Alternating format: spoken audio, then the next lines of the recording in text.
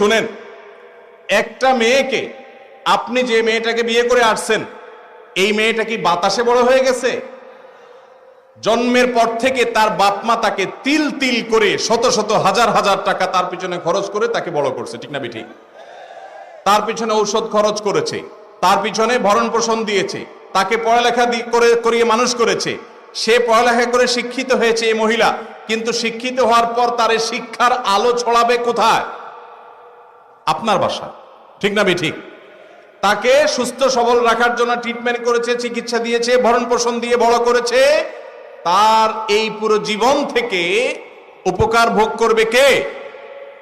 আপনি, স্বামী এবং স্বামীর বাপ মা, স্বামীর পরিবার, ঠিক না ঠিক?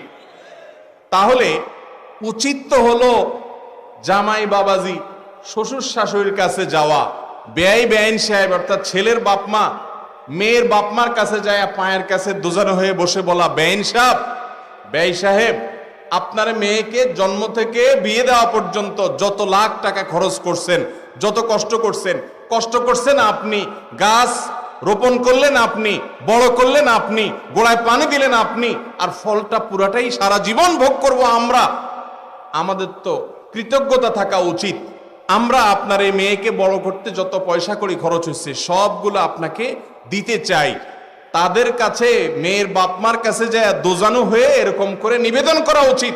সেই জায়গায় উল্টে আবার তার কাছ থেকে যৌতুক আশা করেন, আল্লাহর জমিনে আপনার চাইতে বড় ছোট লোক আর কে হতে পারে?